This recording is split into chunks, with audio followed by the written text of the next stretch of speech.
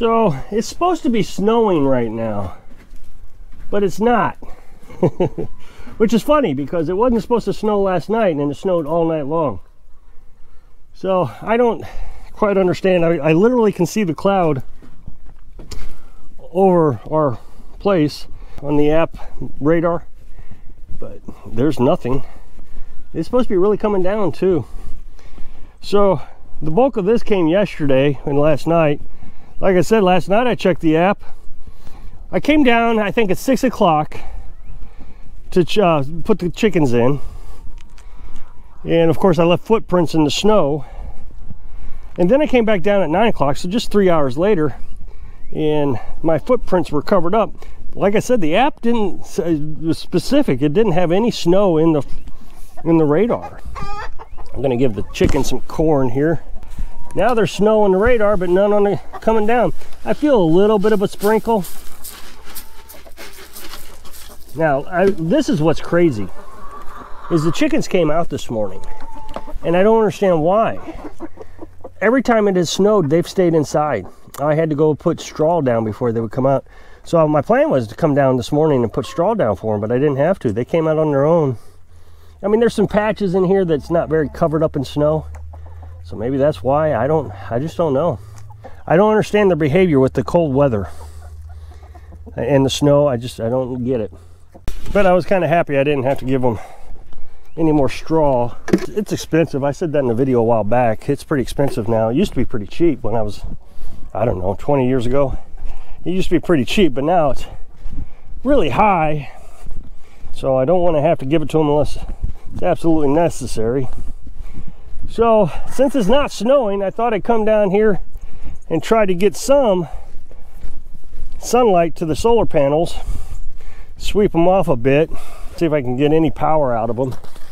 With it snowing, see, when it snows, there's that reflection. So even on a cloudy day like this, whoops, I didn't need the dustpan. I didn't see that attached. So the reflection from the snow really amplifies the amount of sunlight it gets on cloudy days like this. So I noticed that a long time ago when I had solar panels. The first set I've ever had. I put them on top of my house. I only had like 3 or 4. Didn't have many. I regret leaving them behind. They were expensive back then. We got a tax break on them. They were supposed to stay with the house if we ever sold the house. That's what we did. The guy who bought the house, he took them off. I don't even know what he did. We probably sold them or put them on eBay. Wish I'd have asked the guy if he wanted them. I'd have bought them from him cheap. Oh yeah, they're only worth 10 bucks. Now the thing is now that I got it all swept off, now the snow will hit.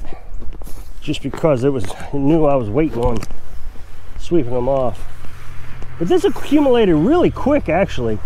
I was surprised. Within a couple, maybe an hour, the panels were completely covered.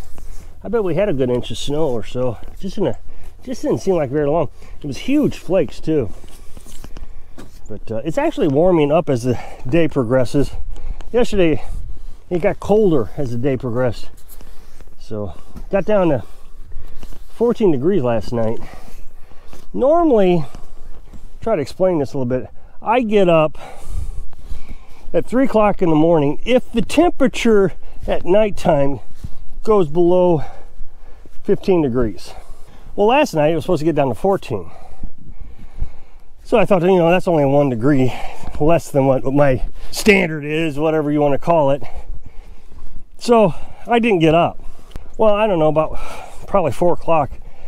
It's starting to get chilly in the house, but not unmanageable. Now we leave the fan on at night because it gets really hot in the house when the wood stove first starts up. It starts up, we'll get it up to about 90 degrees, and then it starts to drop down, and then when it gets down to 68 degrees, we start it back up. So we leave the fan on so we can get to sleep. Well, this morning, Carolyn got up and shut the fan off. Now, Carolyn loves that fan on. So I thought, oh boy, she's cold. So I laid in bed probably another half hour, and got up. It was 60 degrees in the house. It was a bit chilly. So I started fire. Well, then she got up, and I told her I was sorry that I didn't get up. I explained the whole thing to her, that normally I get up at, well, she knows, I get up at 3 o'clock when the temperature gets below 15 degrees. And I didn't expect it to get that cold. She said, well, no, I didn't shut it off for me. I shut it off for you, meaning me. She was doing me a favor because she knew I was probably cold. It's just part of the deal. I've thought about this a lot. When I was growing up, my grandpa had a wood stove, and we'd go over there every other weekend. And she would get up in the morning in her nightgown and robe and start the wood stove, and it would be chilly in the morning. I guess they got up, I don't know. I don't know if they got up in the middle of the night or not. Throw a log in. But I remember a lot of occasions, her getting up in the morning and making funny faces at the kids, you know, and getting in there and starting a wood stove. So I guess it's just part of the deal. It's not so bad. It's not even a frustration. I know Carolyn really struggles with the heat. When it gets up to about 90 degrees, she's like, all right, this is enough. And she actually puts her head down at the foot of the bed so that fan will blow on her. But I've really tried hard this year to make her more comfortable. Last year it was pretty difficult. We had all that green firewood. I call it wet firewood, but if I don't call it green, somebody's gonna get confused. We had all that green firewood we're trying to burn, and it just wouldn't stay lit. So I was just constantly feeding wood into it just so it would stay hot and lit. It was the only way to do it, but in order to start it on these new wood stoves, it was impossible to start, to light. It took everything, and it would take you all day long trying to get that thing to go. Well, this year's not near as bad.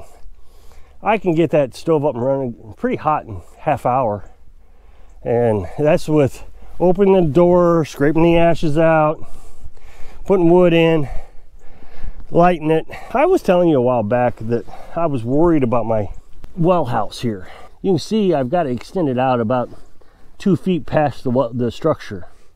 That keeps the rain off of it. And so there's a French drain here under the ground of gravel. So all that water runs into the French drain and runs around the well house. It keeps water from running into the well house. But I was really worried. I was going to put legs under this. I told you this a while back. I was going to put legs under this. But I was worried that I'd hit it with the lawnmower. Well, of course, people suggest maybe I should put it on hinges and all kinds of different things. But now that the snow has actually fallen this winter, this thing really did well. We got 6 to 8 inches a while back. It didn't even sag. I mean, you see it's pretty bouncy. Now, the thing you have to remember is the reason I made it this way, not only did I extend it out 2 feet, but I made it so it's easy to remove. If I ever got to take the well pump out, I have to take the roof off this. That way I can pull the well pump out. Otherwise, there's just no room. You'll see when I come to the other side here that the pipe comes up almost to the roof. So in order to get that out, it would be impossible. So all those flanges there, they're not glued on or anything. I can just pull those off. And then the rope, you see the rope, I can just pull that rope straight up. I got that piece of steel pipe here. So all the weight of the well pump is on the steel pipe on the inside. So just pull that rope up and everything comes out. But I'd have to take the roof off. So I only got it screwed on with a couple screws. I was actually kind of worried that wind would blow that right off, but it's done really well. It doesn't get too windy here. We're surrounded by all these trees. 60-mile-an-hour wind, you can hardly even feel the effects of. Okay, so I've swept off the solar panels. You saw me do that. So we got 5.9 amps. So we have a 40 amps of solar panels. We got 5.9. So it's not really that good. But what is impressive is before I got in here, we weren't getting any charge because there wasn't enough volts. In order to get a charge, you have to be over 14 volts. Once I swept them off, it went up to 16 volts. The charge controller, which is this thing right here, won't even turn on until 14 volts is what I'm trying to say. It is charging.